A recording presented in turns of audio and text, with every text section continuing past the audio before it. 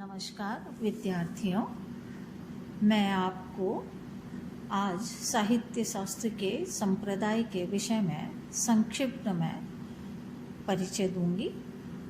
वैसे तो काल विभाग के प्रकरण में ध्वनि संप्रदाय, रस संप्रदाय आदि कुछ संप्रदायों की चर्चा आई थी। इन संप्रदायों की स्थापना काव्यात्मभूत तत्व के विषय में मतभेद के कारण हुई है। जो लोग रस को काव्य की आत्मा मानते हैं वे रस संप्रदाय के अंतर्गत हैं। जो अलंकारों को ही काव्य की आत्मा मानते हैं वे अलंकार संप्रदाय के अनुयायी कहे जाते हैं। इसी प्रकार रीतिरात्मा काव्यस्य, रीति को ही काव्य का आत्मा मानने वाले रीति संप्रदाय के अंतर्गत आते हैं।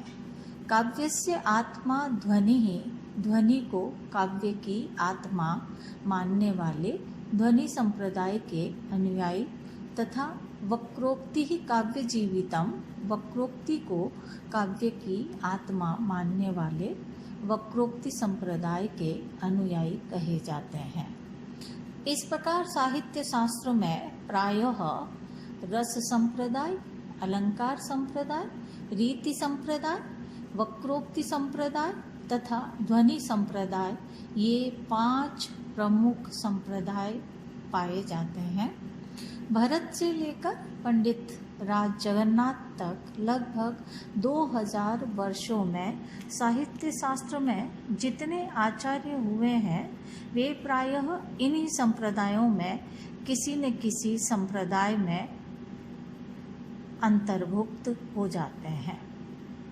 रस संप्रदाय, इन 5 संप्रदायों में सबसे मुख्य तथा प्राचीन संप्रदाय रस संप्रदाय है। रस संप्रदाय के संस्थापक भरत मुनि हैं। यद्यपि राजशेखर ने अपनी काव्य मीमांसा में भरत से भी पहले नंदिकेश्वर को रस सिद्धांत का प्रतिष्ठापक माना है, किंतु नंदिकेश्वर का कोई ग्रंथ उपलब्ध नहीं है। इसलिए उपलब्ध साहित्य के आधार पर साहित्य शास्त्र के पितामह भरत को ही रस संप्रदाय का संस्थापक माना जाता है।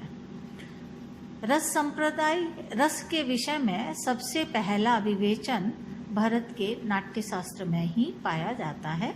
भरत मुनि का विभावानुभाव व्यभिचारी संयोगात् रस निष्पत्ति ही, यह प्रसिद्ध रस सूत्र ही रस सिद्धांत का प्राणभूत है।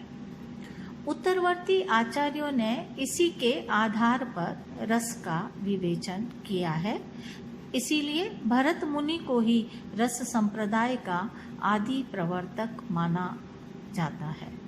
भरत मुनि ने नाट्यशास्त्र के 6ठे अध्याय में रसों का, 7वें अध्याय में भावों का बहुत ही विस्तार के साथ विवेचन किया है और यही रस सिद्धांत का आधार है। भरत मुनि के रस सिद्धांत के व्याख्याकार के रूप में भट्टलोलट, भट्टनायक, शंकुक, अभिनवगुप्त आदि आचार्य बहुत ही प्रसिद्ध है। इनके मतों की चर्चा काव्य प्रकाशकार ने अपने चौथे उल्लास में की है। जब हम चौथा उल्लास काव्य प्रकाश का पढ़ेंगे तब हम वहाँ पर उसकी चर्चा करेंगे। और काव्य प्रकाशकार ने ये सारा विवरण भरत नाट्य शास्त्र की टीका अभिनव भारती के आधार पर दिया है। अलंकार संप्रदाय, रस संप्रदाय के बाद दूसरा स्थान अलंकार संप्रदाय का आता है। कालक्रम से भरत के बाद होने वाले दूसरे आचार्य भामह इस अलंकार शास्त्र के, अलंकार संप्रदाय के प्रवर्तक माने जाते हैं। उनके व्याख्याकार भामह विवरण के निर्माता उद्भट और उसके बाद हुए दंडी, रुद्रट आदि तथा पश्चातवर्ती भर्तृहारेंदुराज तथा जयदेव आदि अनेक आचार्य इस अलंकार संप्रदाय के अंतर्गत आ जाते हैं। अलंकार संप्रदाय के अनुयायी भी रस की सत्ता मानते हैं, किंतु उसे प्रधानता नहीं देते हैं। उनके मत में काव्य का प्राणभूत जीवनाधायक तत्व अलंकार ही है। अलंकार विहीन काव्य की कल्पना वैसी ही है जैसे उष्णता विहीन अग्नि की कल्पना।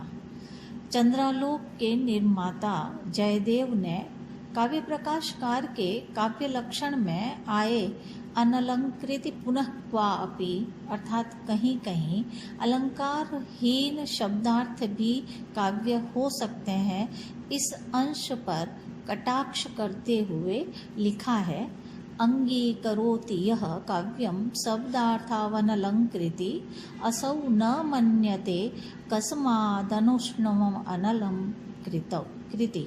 अर्थात काव्य प्रकाशकार जो अलंकार विहीन शब्द और अर्थ भी काव्य मानते हैं, वे उष्णता विहीन अग्नि की सत्ता क्यों नहीं मानते। अलंकार संप्रदायवादी काव्य में अलंकारों को ही प्रधान मानते हैं और इनका अंतर्भाव रसवद अलंकारों में करते हैं। रसवत, प्रेय, ऊर्जस्व, समाहित, ये 4 प्रकार के रसवत अलंकार माने जाते हैं। भामे और दंडी दोनों ने इन रसवत अलंकारों के भीतर ही रस का अंतर्भाव किया है। रीति संप्रदाय। कालक्रम में अलंकार संप्रदाय के बाद रीति संप्रदाय का स्थान आता है।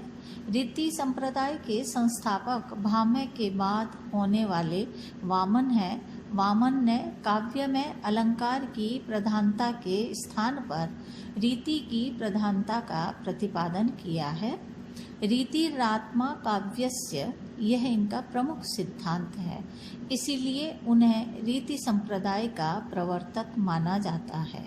रीति क्या है, इसका विवेचन करते हुए उन्होंने विशिष्ट पद रचना रीति ही अर्थात विशिष्ट पद रचना का नाम रीति है, यह लक्षण किया है और आगे उस विशेष की व्याख्या करते हुए विशेषो गुणात्मा अर्थात रचना में माधुर्यादि गुणों का समावेश ही उसकी विशेषता है और वह विशेषता ही रीति है।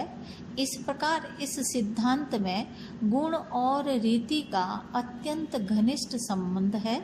इसीलिए रीति संप्रदाय को कुछ विद्वान गुण संप्रदाय के नाम से भी कहते हैं।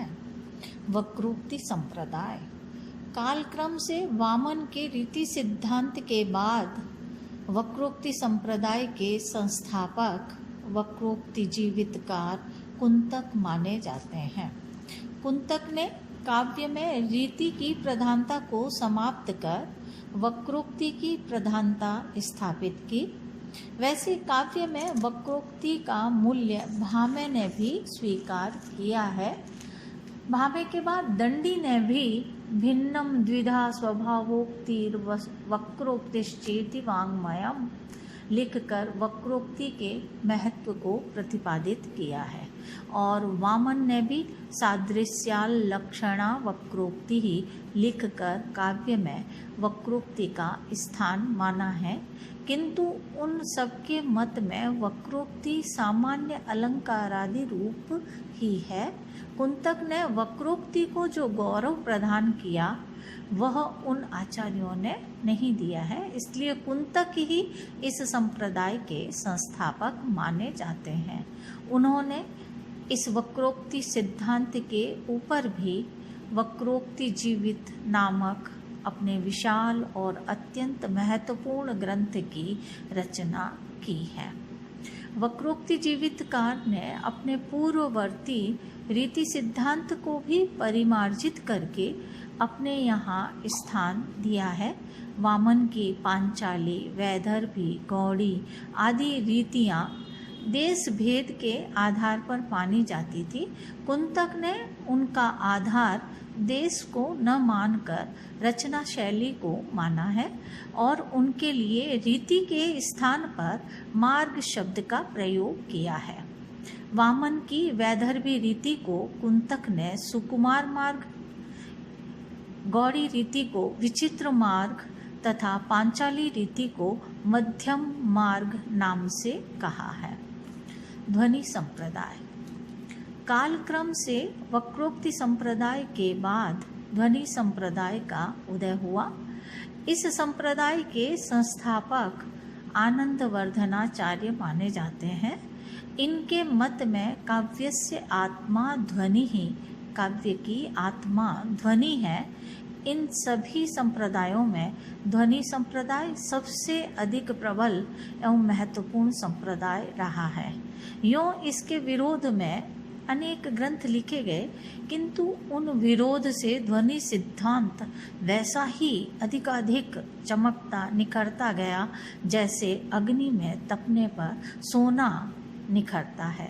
ध्वनि सिद्धांत के विरोध में वैयाकरण, साहित्यिक, वेदांती, मीमांसक, न्यायिक सभी ने आवाज़ उठाई, किंतु अंत में काव्य प्रकाशकार मम्मट ने बड़ी प्रबल युक्तियों के द्वारा उन सब का खंडन करके ध्वनि सिद्धांत की पुनः स्थापना की। इसलिए आचार्य मम्मट ध्वनि प्रतिष्ठापक परम आचार्य कहे जाते हैं। इस प्रकार भारत से लेकर पंडित राज जगन्नाथ